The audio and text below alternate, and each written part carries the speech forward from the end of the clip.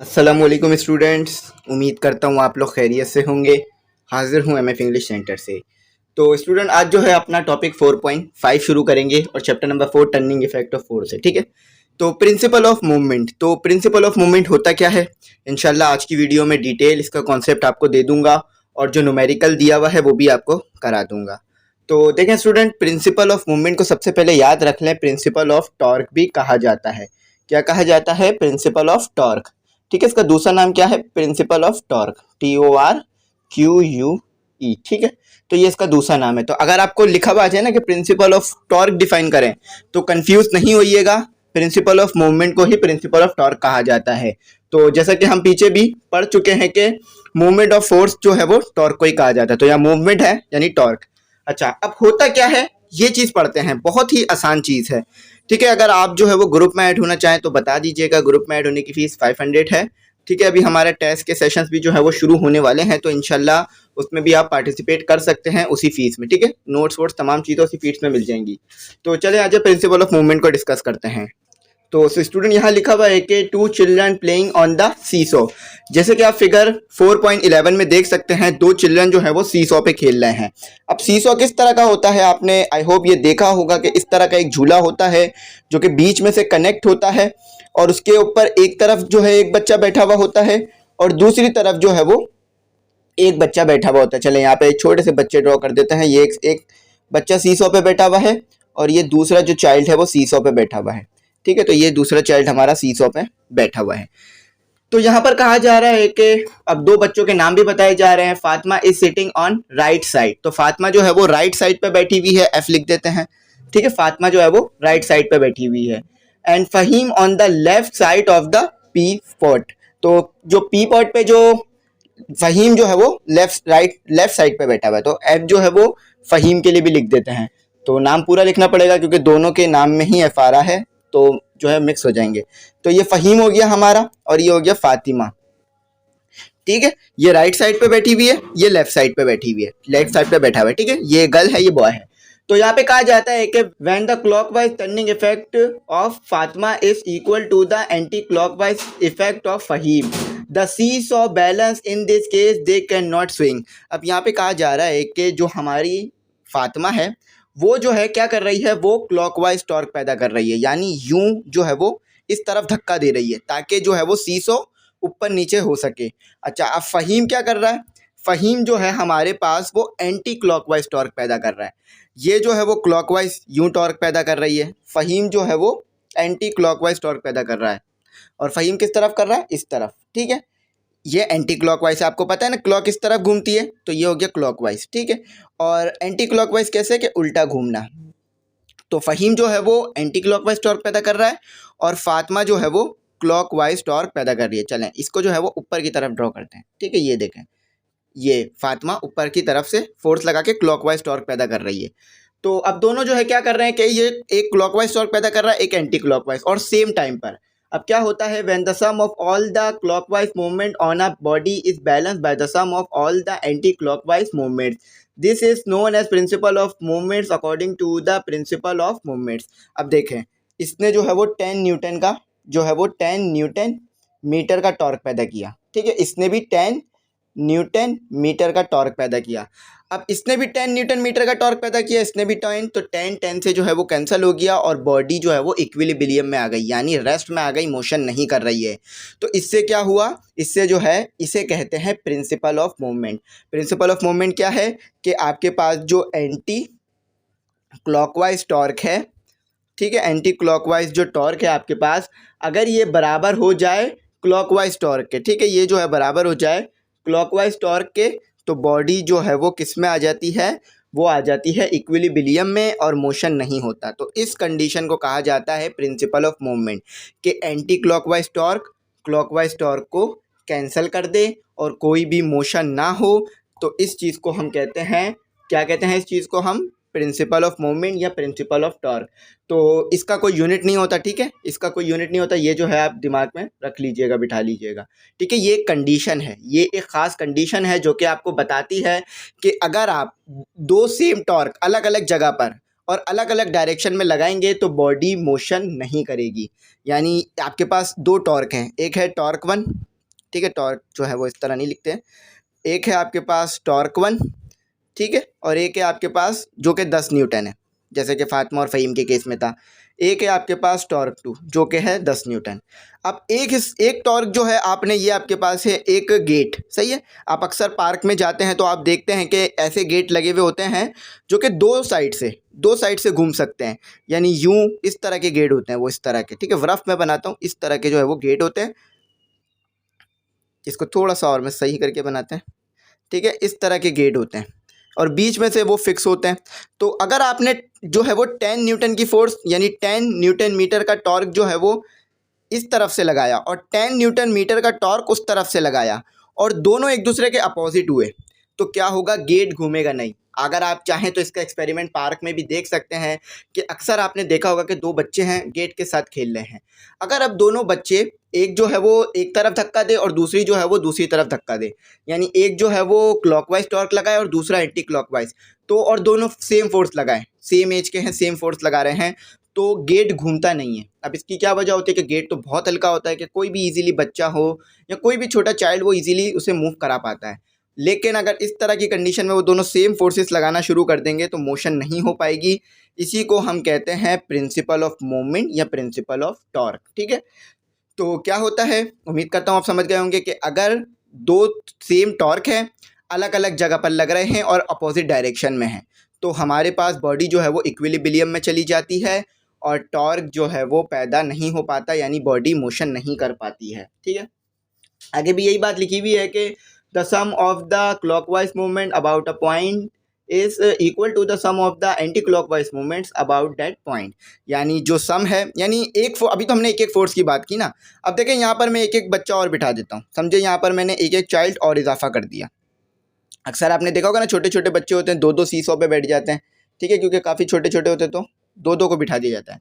अब जो दोनों ये जो दो फोर्स लगा रहे हैं, ये जो दो फोर्स लगा रहे हैं, दोनों 20 न्यूटन की है, ठीक है, 20 न्यूटन की। तो दोनों जो है वो क्या कर रहा है, एक क्लॉकवाइज टॉर्क लगा रहा है, एक एंटी क्लॉकवाइज, यानी ये दो जो है वो क्लॉकवाइज टॉर्क पैदा कर रहे हैं, ये दो जो है वो एंटी क्लॉकवाइज, या ये दो जो है वो क्लॉकवाइज और ये दो जो है वो एंटी क्लॉकवाइज। तो क्या होगा, बैलेंस हो जाएगा, यानी एक बच्चा 10 का टॉर्क पैदा कर रहा है, एक बच्चा 10, तो दोनों का सम क्या हो गया हमारे पास 20, इधर भी एक 10 और एक 10 तो 20 हो गया। तो दोनों सेम फोर्स लगा रहे हैं लेकिन डायरेक्शन अपोजिट है, तो गाड़ी या ये जो सीसॉ है मोशन नहीं करेगा। अच्छा, अब इसको थोड़ा और आसान से भी समझ सकते हैं आप कि अगर आपको गाड़ी की मैं एग्जांपल दूं या कार की, एक छोटी सी कार की एग्जांपल दूं, तो आपको बात बहुत अच्छी तरीके से जो है वो समझ में आ जाएगी। देखें, आप ये चीज़ बात अच्छी तरीके से जानते हैं और इसकी आपने जो है वो प्रैक्टिकल लाइफ में एग्जाम्पल भी देखी होगी। चलें पहले मैं यहाँ गाड़ी ड्रॉ कर देता हूँ, ये गाड़ी है, ठीक है, एक छोटी सी। अगर गाड़ी रुक जाए, यानी गाड़ी के जो है वो इंजन फेल हो जाए या पेट्रोल ख़त्म हो जाए, बाय चांस आपने देखा होगा कि लोग रोडों पे गाड़ियों को धक्के दे रहे होते हैं पेट्रोल ख़त्म होने की वजह से। तो हमारे पास टोटल गाड़ी में 2 लोग थे, यानी 3 लोग थे। एक जो था ड्राइवर था, अगर गाड़ी में पेट्रोल ख़त्म हो भी जाए तो भी फिर भी गाड़ी में ड्राइवर की ज़रूरत तो पड़ेगी उसे आगे मोशन कराने के लिए। ऐसा तो नहीं है कि ड्राइवर भी धक्का देना शुरू कर देगा तो फिर स्टीयरिंग कौन संभालेगा, ठीक है। ड्राइवर जो है अभी भी गाड़ी में बैठा हुआ है, लेकिन जो 2 लोग पीछे बैठे हुए थे तो ड्राइवर ने उन्हें कहा कि आप दोनों जो है वो धक्का मारें और हम पेट्रोल पंप तक चले जाते हैं। तो उनमें से 2 लोग क्या करते हैं, एक जो है वो आपस में डिसाइड करते हैं, बोलते हैं कि भाई मैं जो है ना इस तरफ फोर्स लगाऊंगा, तुम इस तरफ फोर्स लगाना, ताकि ज़्यादा फोर्स लगे, ठीक है।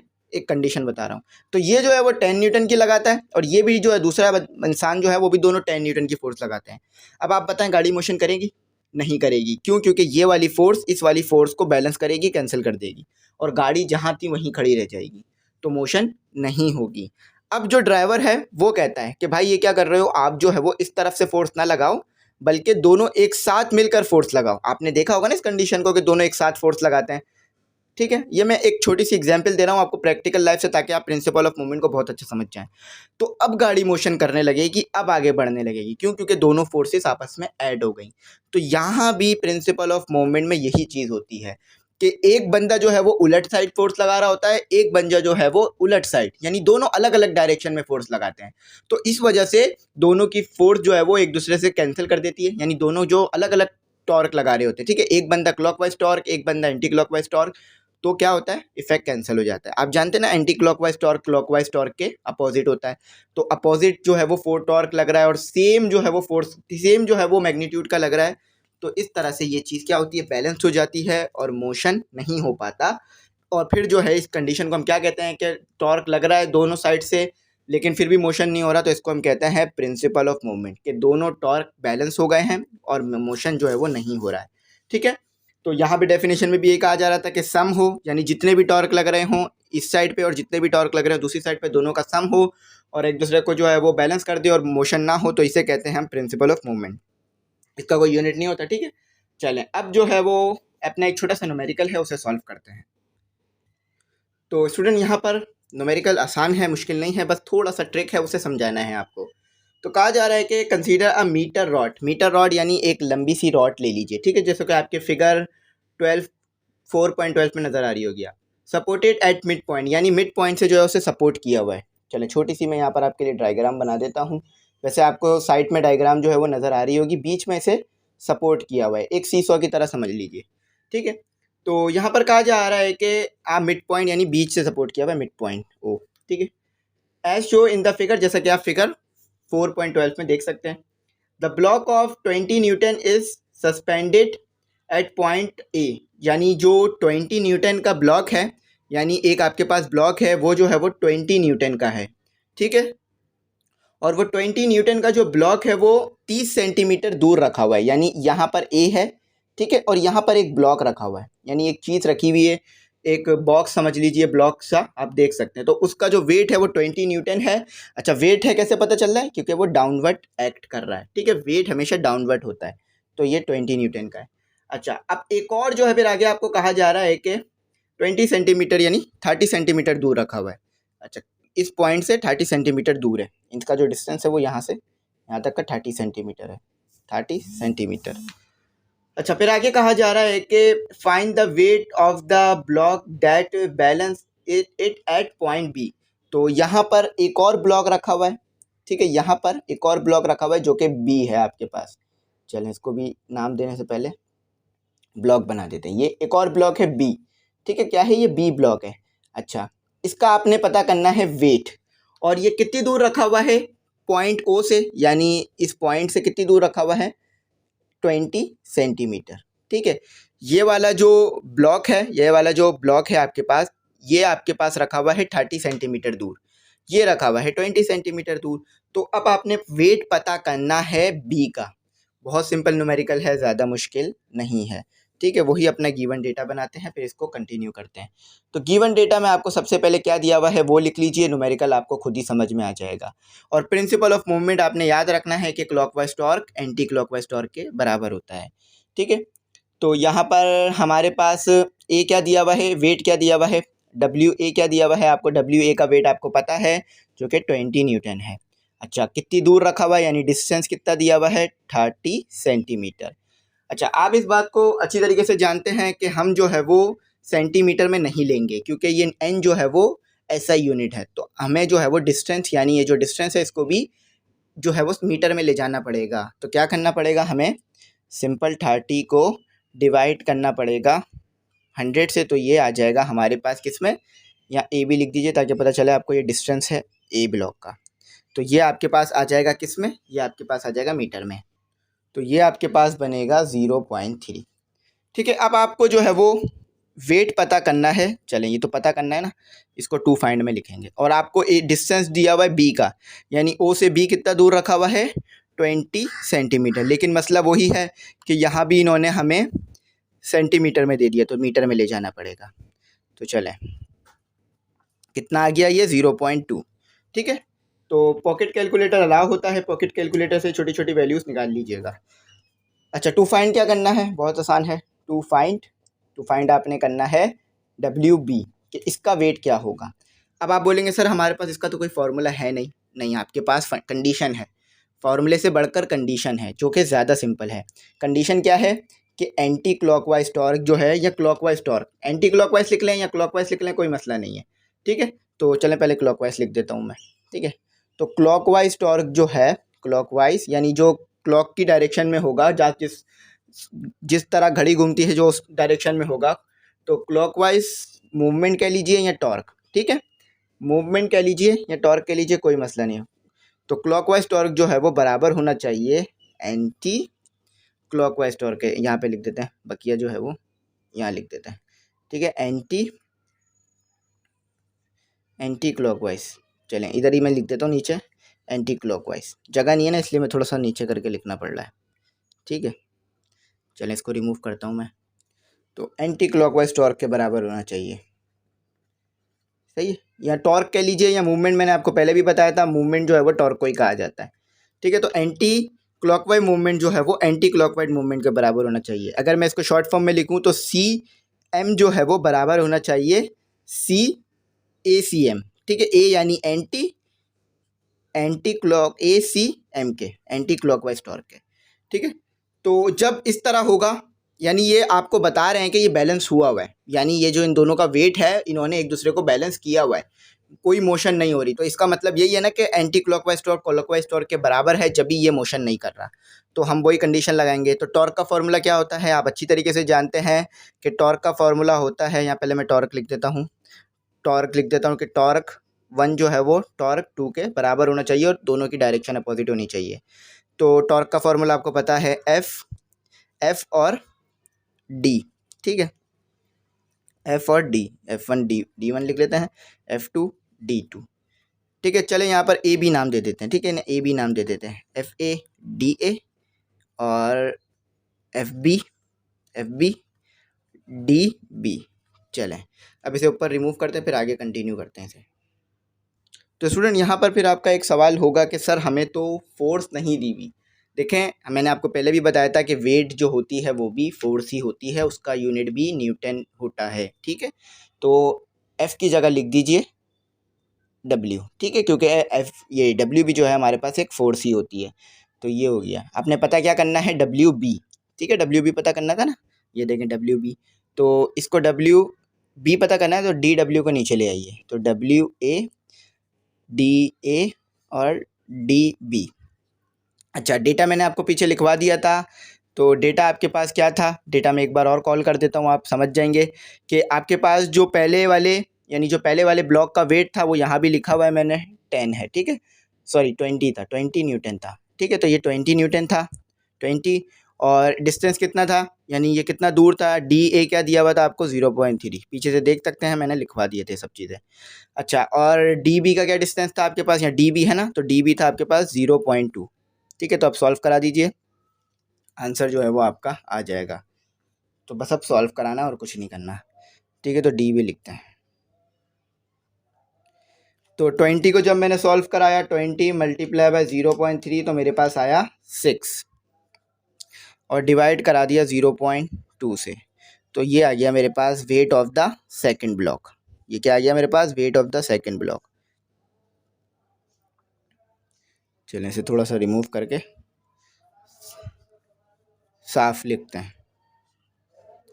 WB मेरे पास क्या आया, 6 को जब मैंने डिवाइड कराया 0.2 से, तो मेरे पास आया 30 न्यूटन जो है मेरे पास वेट है, किसका, 30 न्यूटन मेरे पास वेट है ब्लॉक जो है वो बी का।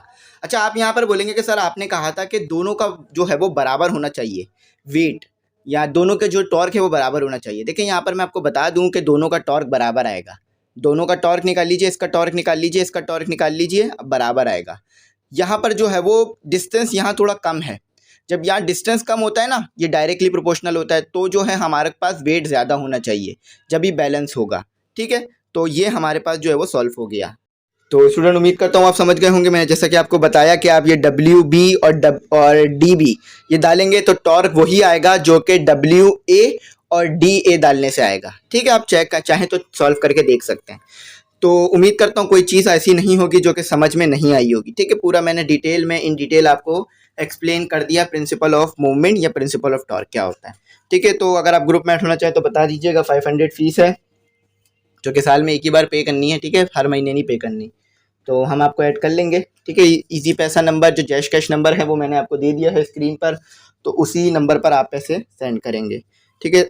और यहाँ पर बता दूँ फिजिक्स के नोट बन गए हैं, इंग्लिश के इस्लामिक के भी बन गए हैं, मुकम्मल नोट्स हैं, तमाम चैप्टर सॉल्व हैं उसमें, ठीक है। और कोई भी ऐसी चीज़ है जो मिस नहीं होगी। तो थैंक्स फॉर वॉचिंग, अल्लाह हाफिज़, दुआओं में याद रखिएगा।